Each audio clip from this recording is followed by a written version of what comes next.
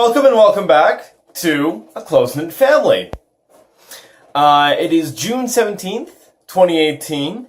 I am half of the Close-Knit Family Knitcast. I'm Michael, and Sue, Mum, is out camping this weekend, so we weren't going to have an episode this weekend, but I figured out that I should really do some filming, so here we are. I'm filming my first solo episode. We are a knitcast from Armstrong in the North Okanagan region of British Columbia, following my adventures as a beginner knitter and my mom's ongoing knitting and yarn addiction. The quality this week is probably going to be a little different because normally we film on my mom's tablet, and this week we are filming on my phone. So I'm actually expecting the quality to be a little bit better, and also it's in widescreen. Look at all this screen that is taken up. I'm sorry if I appear to get distracted sometimes. Of course, being my phone, I'm getting all my notifications on it, so every now and then I'll kind of go, oh, there's a text message, oh no, there's not, and I'm trying podcast. Okay, so, this week I'm still going to be doing, acquisitions. There is going to be an update on some whips. There's going to be an update on the ongoing Tilted Cowl Cal. I'm going to bring something to the table, and I'm going to update you on at least one event that is happening worldwide in the world of knitting. So, let's get started, shall we? With acquisitions. There are no yarn acquisitions this week, but yesterday Mum did go to Yarn Okanagan, and she did pick up some things there. I haven't seen all of them. I just know that when I came home from work that day and Mum was gone to camping, there was this project bag sitting on my desk. And if you see, it's all sort of spooky raven spider. Who's this mysterious gentleman? I love this bag already. It is by, Two Sticks and You, handmade in the Okanagan. So, yeah, I've already put this to use. There is one of my whips in here, and, I hope to be seeing more from them, in the future. I know, Mom did have some yarn acquisitions this week. We had some yarn by mail, and in fact, I think I'm going to throw that video in right here. And I haven't actually watched the video yet. I haven't watched it yet, so I'm actually gonna go watch it so that I can provide some of my thoughts on what's in the video. So see ya on the other side. Hi!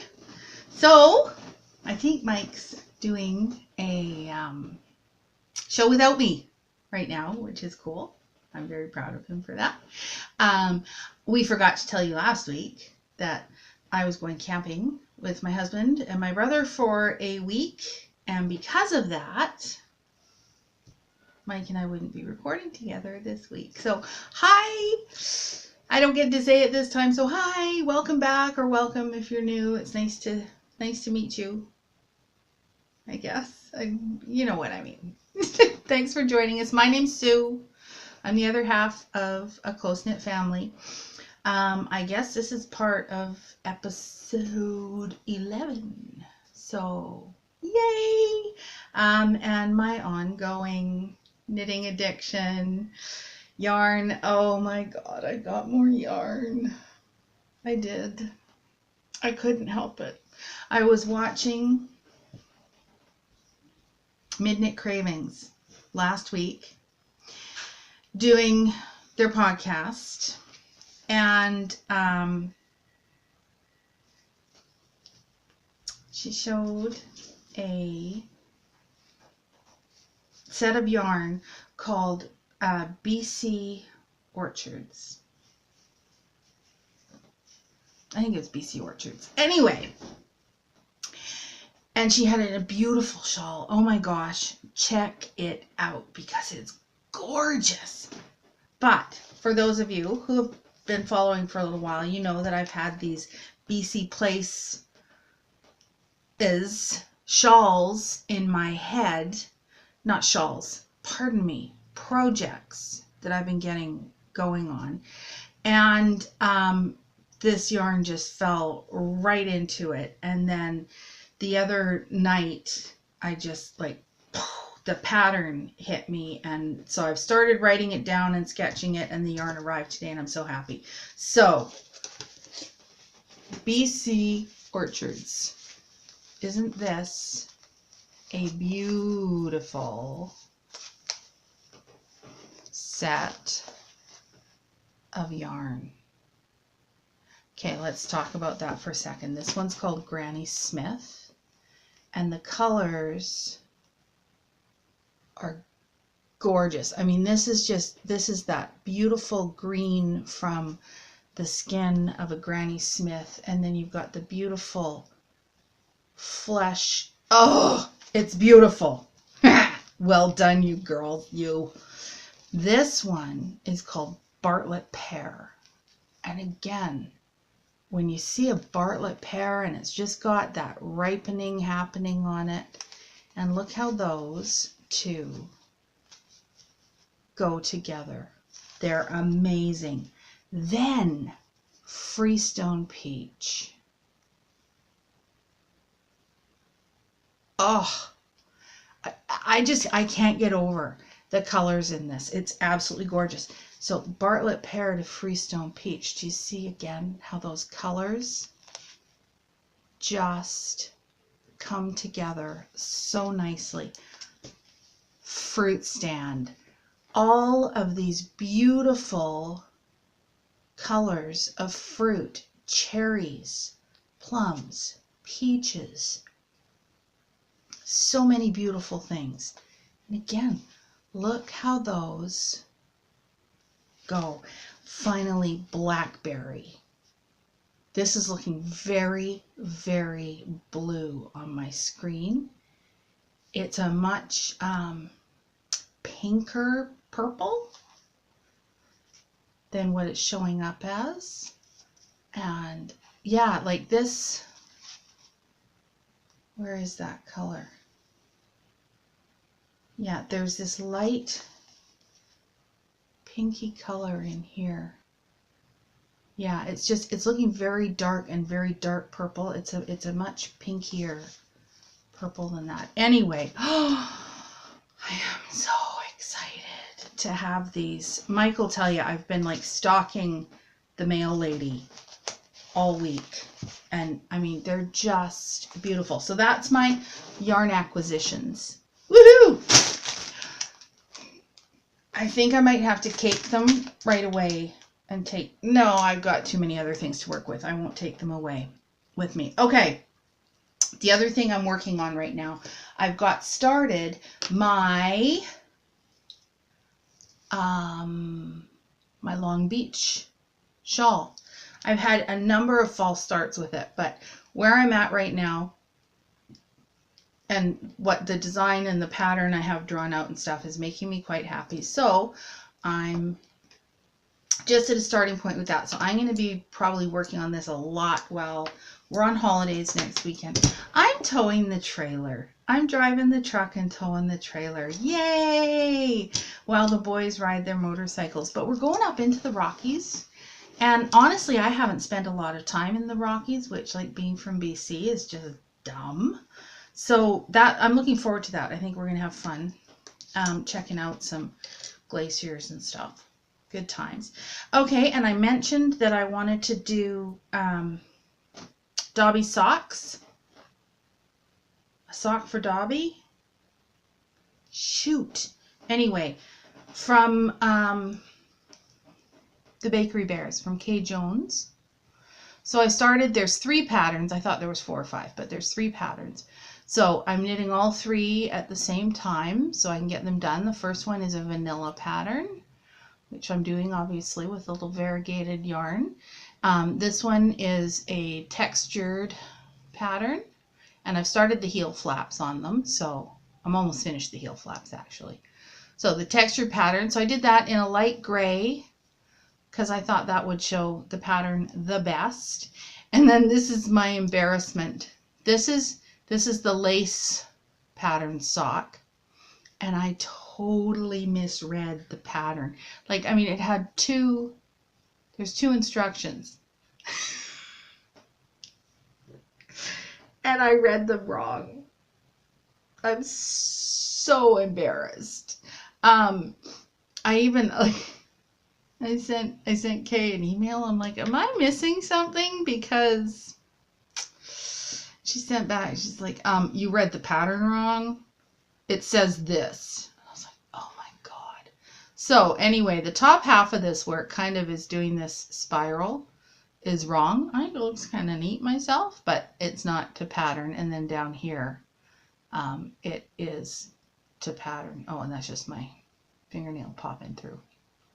So those are my whips. I've added a few more rows onto my sweater, but that's about it. It's really about all I have to report. So I guess I don't have my sidekick here. He'll do something, and maybe I'll have another segment yet, depending on what happens. We leave in a couple days. Oh, going to Yarn Okanagan on Saturday. It's my first fiber festival kind of thing, so I'm really looking forward to that. All right, well, next week I may not get back in time to film again. If we do film, it'll be late. Well, we might get it out on time. We'll see. But have a great week, everybody. I'm sorry I'm missing you. And yeah, see you next time. Bye. So yeah, Mom showed off her yarn acquisitions from the mail and transitioned right into her whips and even mentioned Yarn Okanagan. Really wishing I'd watched that video before I started filming here. But that's the past and this is now. So yeah, with that then I will show off my whip. My whip in this lovely bag. Ongoing still is the Pocket Full of Dice bag by Red and the Wolf Design. When you last saw this, I was about halfway through the first Argyle repeat, the first section of Argyle, and now I am all the way through both sections of Argyle. So this much is one section, then there's another, and then there is a little row of seed stitch there, and now of course it's a bag, so it has a tie off at the top, and I'm just getting into the eyelet section for that. Yeah, is that side better? Yeah, that side's better. So yeah, it's just eyelet section. It's the first time I've done double yarn overs. It's a lot of yarn to deal with, but it's really simple. Yeah, so but I've run into a problem with it because if you recall from last week, it's supposed to be DK weight, and what I am doing is I am holding two fingering weights held double. And I have to do 5 more rounds, and that's how much yarn I have left in one of them. Yarn chicken seems to be the name of the game for me when I'm playing out of my mom's stash. But I mean, the variegated yarn is there's still that much. Maybe that'll make it, probably won't. But So I have to wait for Mom to come home to figure out what to do with this, because I have no idea what to do. I don't want to just go digging through her stash when I only need, like, not that much more yarn. And I also don't want to go out and buy another skein of yarn to finish that, especially because the colors won't match. And this was another one of those skeins where Mom, where we forgot to keep the tag, so we don't actually know what that yarn is, but Mom has a solution for everything. She always does.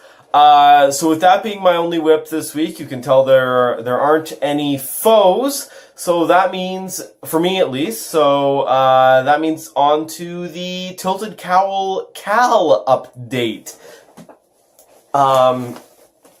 So I didn't work on this a whole lot this week. It's not the problem I had last week where I was getting frustrated with it. I haven't devoted much time to this. So I'm still in part 4. So here's what it looks like now. So this is I was maybe here last week. Now I'm, a couple rows up, and good old Yarn Chicken. Last week I showed off how little yarn I had left in that variegated, so you can see I've transitioned in this row and that row into a gray yarn for color B color B. And now I just need to finish off this section, and then there's a 5th section of lace work, and then it's cast off and done. And I have 1 week to do that, because there's only 1 week left in our Tilted Cowl Cal, approximately. It'll probably, I don't know, to be honest, I'm not sure when we're finishing it anymore. I know it's supposed to be sometime next week. It might be Sunday, it might be Saturday. I can't remember.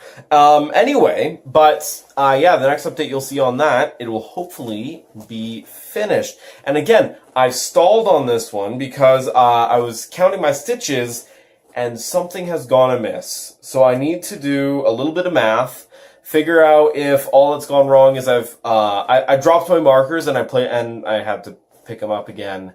So I need to figure out if I just put them back in the wrong place, or if I've actually gone wrong in missing stitches that I need to make, or knitting two together, slip, slip, knit. I need to figure out what's going on there, and in fact, I'm probably going to do that this evening so that I can work on it at work tomorrow. I'm working 3 days at the radio station this week, covering for people who are on vacation. So I'm going to have a lot of time this week to knit, and I hope to get a lot of progress done for that. And that is the update for me on the Tilted Cowl Cal. I see a lot of chatter happening in our thread, and a couple foes being posted.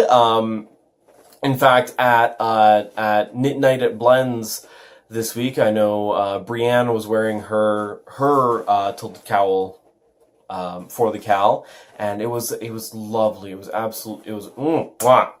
lovely. But this has been a great experience for me, because sort of, hearing my mom say, "Oh yeah, an experienced knitter, have this done in a week, have this done in a weekend," and here I am, a month on, and I still have a fair amount to go in it. So that's an interesting thought to bring there. In fact, I kind of wanted to talk a little bit this episode about just where I am with knitting, because we haven't really been talking about that, and this being the 11th episode, I felt like I could do an update. I'm really having fun. I'm really enjoying this. This is a great thing for me to do. It helps me actually do something else that I've been meaning to do a lot more of recently, which is listening to podcasts. I just, throw on a podcast in my headphones, injected right into my ears and into my head, and start knitting, and then I'm able to knit and listen to podcasts, and it's really helped me with that. I've been listening to a lot of Critical Role, and Dice Friends, which is another D&D podcast. I've been able to get caught up on some of the more long form content that I watch on YouTube a lot. And yeah, I'm glad that I actually decided to, and that I was also talked into getting into this more seriously, because it's great. I'm really enjoying it so far. Yeah, and now it's time for what Mike brings to the table. So, 2 weeks ago, I went to Mom and I said, Mom, I'm already out of board games that I would recommend to a general audience. I don't have anything. I don't have any content to bring to the table anymore. And then we started playing Dominion, and that was a lucky fluke. But I remember Mom said to me, "Well, Michael, then bring out one of your serious hobby board games. Bring one of them. Just show it. Talk briefly about it." So I decided to cut right to the chase.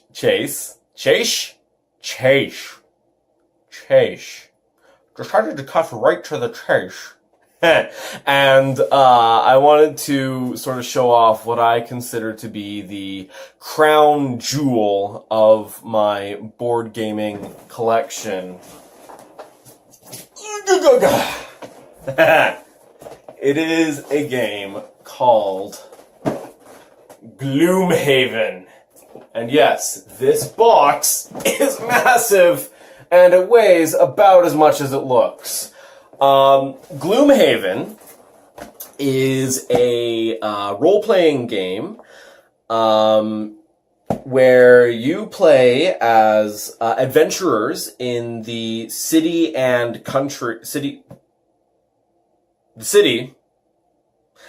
surrounding area of Gloomhaven. And this game is incredible. Whoa, what happened to the white balance? Okay, there we go. I don't know if you saw that, but I was suddenly even more pale than usual. Anyway, it's probably because I'm suddenly talking about nerd stuff. The game, you build characters, you fight monsters, you go dungeon crawling. It has a lot of brilliant mechanics to it in decisions you make lasting in your world, and no two copies of Gloomhaven are ever going to be the same. I've put about 10 hours into playing this game, and I've barely scratched the surface of all the content available in this game, and I would love to show you some of the minifigures in this box. But I'm having my friend Lena paint them, and thank you, Lena, so much, if you're watching, for painting those. Love you. But anyway, what you really want to know is that this game is recommended for anywhere between 1 and 4 players. I find it works best with in the 2 to 3 range. That's a pretty good number for that. It's recommended for ages 14 plus. And it takes 30 minutes per player to play a scenario. So every player you add makes the game a little bit longer, but and again, as you get experienced, that'll be that'll be more accurate. It does have a huge it has a very daunting looking learning curve, as most of my games do, but the basics are incredibly basic, and then things get finicky, and when they get finicky, there's huge rules blocks. It's great, but it's all good. And if you're really looking into getting into hobby board gaming, or if you ever played the Hero Quest, board game. This is Hero Quest, but better. Can't recommend it enough. So that's what I bring to the table. I don't know if you heard that thud, but it was quite impressive. My phone is telling me it is almost dead. So I should probably start wrapping this up. One more segment now is events from around the world. We of course have Knit City coming up in Vancouver later this year. I didn't think to look up any dates for Knit City. I just know it's coming up. I know my mom has her tickets, so I know tickets are on sale. And, so you should, if you can make it to Knit City, you should probably sign up and get your tickets and figure out what you're going to do. Otherwise, there is, this is in French, and despite being Canadian, I never really learned how to speak French. I can read it, so wish me luck. Happening in, of course, the other question is, can I read my own writing? Landerneau, Bretagne, France, on the Rue Lafayette in the Historical Center on July 7th, I didn't write down the date. How silly of me. Is the, Fête de la Laine, le 7 Joilette et Landerneau. Seems like a Rick-rollicking good time. A Rick-rolling time? Never gonna give you up. So that's happening on July 7th in Landerneau, France. And that was the only one that I could see coming up. So, that is going to bring this very short episode to a close. Thank you so much for watching. Thank you so much for your continued support. Thank you so much for sticking around. Please remember to like our videos. It lets YouTube know that this is content that you like to see, and maybe YouTube will recommend it to other people with similar interests as you. Comment below. Tell us all about what you're knitting. And just, give us a hi. Say hi. Your challenge this week is to comment below and say hi, or not. I can't tell you what to do. That ain't me. Subscribe, so that you can always stay up to date on videos we upload. Hit the little bell icon and you'll actually be sent a notification every time we upload. It won't just be in your subscription feed. You will get a buzz in your pocket or in your email box whenever we upload. Share the video. Let more people see it a little more directly. Be sure to join our Gravelry group. The information for that is going to be in the description and on the end card. And which way is the end card? It's going to be on the end card in the video and in the description. Follow us on Instagram. Again, that's going to be in the description and on the end card. And finally, keep your knitting close and your family closer. Bye.